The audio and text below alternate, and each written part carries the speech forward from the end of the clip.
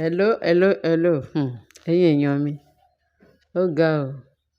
Ná bá ní àwọn kidnappers náà lọ sí ilé Naomi lákùrẹ́ ní nǹkan bí around 1 to 2 lóru. Wọ́n ní, wọ́n ṣe wá báyìí, wọ́n kàn gbé mọ́tò. Wọ́n páàkì mọ́tò wọn. Wọ́n rò pé bóyá àwọn gbẹ́ẹ̀gbẹ́ security, ṣé mo sọ fún wa pé wọ́n ti gbé àwọn security rẹpẹtẹ fún kábíyèsí. Wọ́n ní bọ̀bọ́ Mákindé, Governor Mákindé, wọ́n ló fún kábíyèsí ní ọlọ́pàá o. Báwọn ọlọ́pàá àti security gbogbo wọn kún bẹ́ẹ̀ yẹn nísìnyí. Pé kì í dẹ̀ ṣe pé géètì nìkan náà ń ṣọ́. Wọ́n ní tí ilẹ̀ bá ti ṣú báyìí, wọ́n máa jáde. Wọ́n á disguise gbogbo everywhere. Wọ́n á wà lọ́ọ̀kan, wọ́n ń ṣọ́ gate. Wọ́n wà ní apá ọ̀tún, wọ́n ń ṣọ́ gate. Wọ́n wà níta, wọ́n ń ṣọ́ gate everywhere. Àwọn tó tún wà ní gate gangan, wọ́n wà ńbẹ̀. Lọ́ bá ní àwọn people wọ́n kàn dé lóru yẹn, wọ́n páàkì mọ́tò.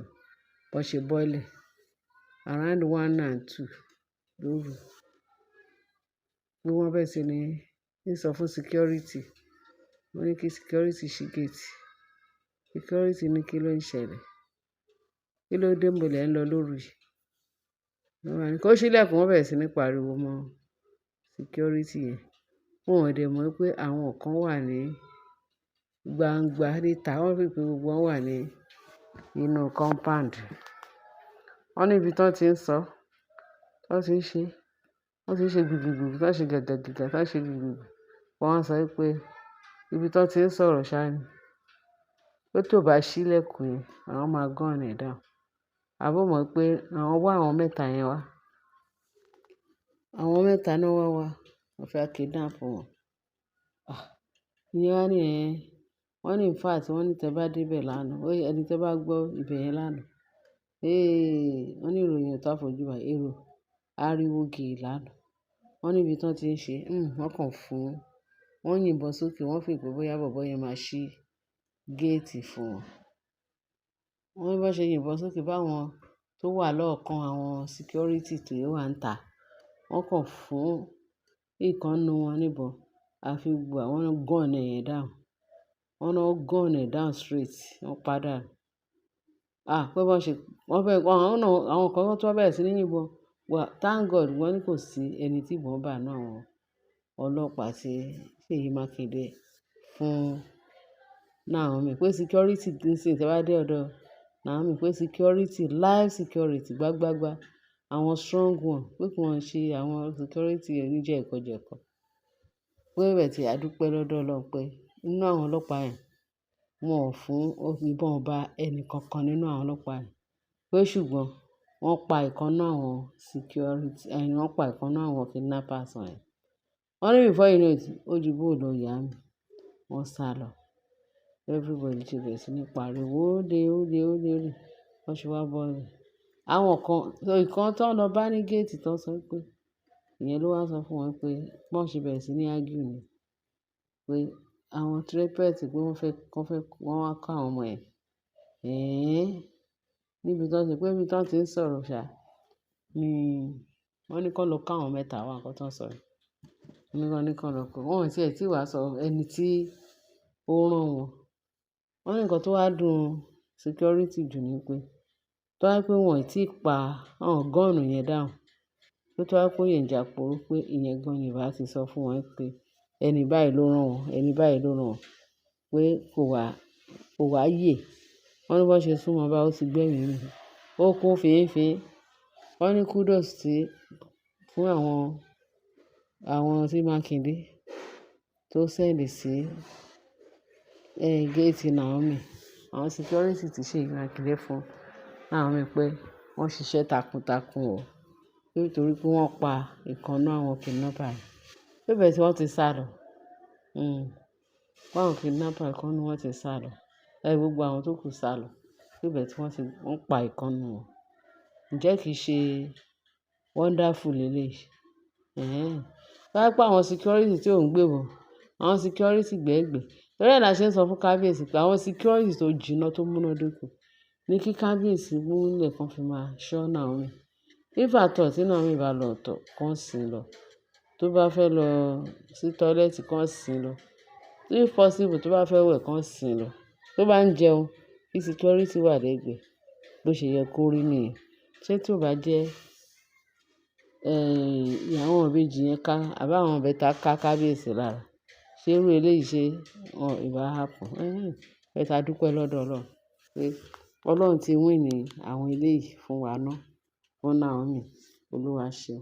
So alẹ́ àná náà sọ pé ní nǹkan bí òru mọ́júmọ́ àárọ̀ ìdájí èní ní nǹkan bí 1 to 2 wọ́n sọ pé àwọn kidnappers yẹn wá. Wọ́n máa máa mú bọ̀ ni àwọn yẹ̀yẹ́ náà tù.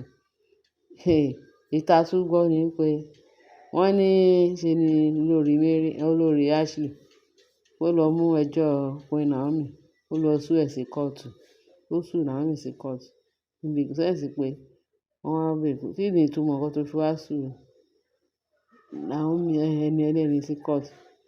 Ó ní kán wá bèèrè lọ́wọ́, ó ní kán bá wọn bèèrè lọ́wọ́ Queen Naomi, kò jẹ́ káwọn gbádùn ọkọ àwọn, kò jẹ́ káwọn ṣe kinní, kò jẹ́ káwọn ṣàwo. Ó lọ gbé trípúlẹ̀tì láti gba ọkọ lọ́wọ́ àwọn.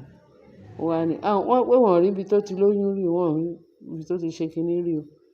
Pé ṣe ni all of a sudden ló bá gbé ọmọ mẹ́ta wá fún kábíyèsí pé òun bímọ. Àwọn yẹn ní ṣé òótọ́ lọ̀rọ̀ ìyá àbí kíni. Wọ́n ní wọ́n lọ fọ̀rọ̀ wá Naomi lẹ́nu wò lórí bó ṣe bímọ, tí wọ́n ṣà lọ síbẹ̀ wọ́n ló sọ pé ó bímọ. Wọ́n ní bí ipò bímọ kankan lọ fi ọ̀rọ̀ wá lẹ́nu. Wọ́n dọ́dọ̀ Naomi wọ́n ní Naomi wá rẹ́rìn pé so ìyẹn pé ọmọ ti wá di nǹkan tó ń polówó káàkiri tó ń polówó ní tọ́rọ́ kọ́bọ̀. So ìyá kan dédé lọ gbé ọmọ mẹ́ta fi dí ọkùnrin mọ́lé pé ọmọ ẹ̀ lélẹ̀. Pé bóyá kì í ṣe ọ̀rọ̀ tòun ni Ashley wá sọ fún wọn ní tó lọ sọ ní kóòtù. Pé bóyá Naomi tòun yàtọ̀. Wọ́n ní ṣe ni Ashley wá sọ pé kán bèèrè lọ́wọ́ ẹ̀ ìgbà wo ló lóyún, ìgbà wo ló bímọ, ìgbà wo ló gbé, ibo ló ti rí ìbẹta tó gbé wá sí kinní, tó wá gbé wá fún kábíyèsí, wá di kábíyèsí wọn. Ó ti pẹ́ tó ti manipulate kábíyèsí pé wọ́n sọ pé òun ló ń lo oògùn ni. At the end of the day tó wá ṣe pabambarì pé ṣe ló lọ gbé ọmọ mẹ́ta wá fún kábíyèsí láti win ní àti kábíyèsí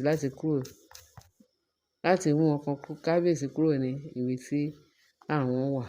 Kóun ò ní gbà torí ẹ̀ ló ń ṣe ní kóun wá sue ẹ̀ sí kóòtù kóun wá rẹ̀. Báwọn yẹn ṣe àwọn yẹn wá sọ pé ẹ gbọ́ madam, ṣé pé lóòótọ́ ń gbọ́. Wọ́n ní báyìí. Wọ́n ní Naomi kàn wá sọ pé ó ní ẹ ṣáà máa wò ó tì. Ó àìmọye challenge sí nǹkan tó ojú òun rí wà tó òun wà nínú yín. Pé nǹkan táwọn people yẹn fojú òun rí pé kò máa ṣe é kò. Báyìí pé àwọn ti kóòtù wá sọ pé àwọn náà gbọ́ ń pa ẹ̀ díẹ̀. Wọ́n náà gbọ́ ń pa ẹ̀ díẹ̀. A fẹ́ kí ara yín túbọ̀ mú okun dáadáa. Tára yín bá ti mú okun dáadáa, ẹ máa wá bá wa ní a ti sún ẹjọ́ yẹn síwájú. Wọ́n ní déètì yẹn báwọn ti sún déètì báyìí kí Naomi kára ẹ̀ le díẹ̀ kó lè wá kí wọ́n wá sọ ọ̀rọ̀ yìí. Because àwọn kan fún respect pé bí nǹkan ṣẹ̀ṣẹ̀ bímọ pé wọ́n ti fẹ́ lè máa dà láàmú. Pé torí ẹ̀ ni àwọn ṣe wá gba ọ̀rọ̀ lẹ́nu Queen Naomi lẹ́nu wò. Ẹ rí pé àwọn Ashley fún rẹ̀ pàápàá jùlọ àwọn olórí yẹn. Tí a bá sọ pé tẹ máa jẹ́ ká máa dárúkọ Ashley àti kí ni wọ́n ń pè Mariam. Wọ́n ní nǹkan tó ń wá nídìí akọ̀ṣù wọ́n á rí nídìí ewùrà. Òun lọ̀rọ̀ wọn. Ṣé mo pọ́nrọ̀ eléyìí ò ṣe é dá sí. Ẹni tọ́lọ́run bá ti dá nǹkan ṣé ó ṣe é farawé ni ní ibo ká máa rí. Bọ́n ṣe ń fúnra wọn ní wàhálà. Èmi ò tiẹ̀ mọ̀ bọ́n ṣe tí ì di skeleton tọ́n tí ì rù kan eegun. Torí pé èèyàn ní fúnra ẹ̀ wàhálà tó yìí kí ó yìí gbádùn life ẹ̀. Ẹ̀yin èèyàn mi. Torí ẹ mo ṣe tún ní kí n mú eléyìí náà wá fún sétí ìgbọ́ yín o. Torí àwọn people yìí wọ́n wà desperate. Oríṣiríṣi náà ń sọ o. Oríṣiríṣi náà la dẹ̀ ń gbọ́. Kì í ṣe gbogbo aṣọ náà ń sá lóòrùn. Torí àwọn ọ̀rọ̀ míì ó máa ní làákàyè nú. Àwọn míì kò ní làákàyè. A kàn máa ń fojú fo dá pé nígbà tó bá sú wọn, wọ́n ní àgòdó máa dé ẹdìyẹ gbẹ̀yìn. Ohun lọ̀rọ̀ wọn. Naomi ti win now. Naomi ti di, ó ti gbégbá orókè. Naomi ti jẹ́ ẹnìkan tí Ọlọ́run bá ń gbè níjà ní gbogbo ìgbà, ní ìgbàkúùgbà. Tẹ́gan ní ẹ̀. Naomi máa jayé ẹ lọ ṣó. Àwọn áńgẹ́lì ń bẹ ẹ́ rin ìrìnàjò àti àwọn ọmọ màlẹ́kà tó gbé wá tó fún kábíyèsí. Hallelujah o, hallelujah, hallelujah. Ẹ ṣé ẹ̀yin èèyàn wa. Ẹ ṣé bẹ́ẹ̀ ṣe ń tẹ́tí sí wa. Ẹ jẹ́ bá share, kẹ́ bá like, kẹ́ dẹ̀ bá wa subscribe. Kẹ́ dẹ̀ bá wa fojú inú wo. Tẹ́ bá lè bá wa dá sí, kẹ́ bá wa dá sí sínú comment section. Ẹ ṣé gan-an ni. Àwa kàn ní ká máa mú àwọn eléyìí wá fún sí etí ìgbọ́ wa. Kẹ́ lè mọ bóyá ẹlẹ́yà wọn ṣe ń pọ̀ sí. Kẹ́ lè mọ bí wọ́n ṣe ń ṣàṣìṣe lójoojúmọ́. Torí ẹni tí ò bá jẹ́ bẹ́ẹ̀, a máa sọ pé ọ̀rọ̀ wọn ò lè sí. Oní ìbẹ̀tẹ̀ jẹ́ ká máa tú àṣírí wọn síta. Kẹ́ lè mọ bó ṣe ń lọ. Ẹ ṣé gan-an. Bá share, kẹ́ bá like, kẹ́ dẹ̀ bá subscribe. Ẹ ṣé. Bye.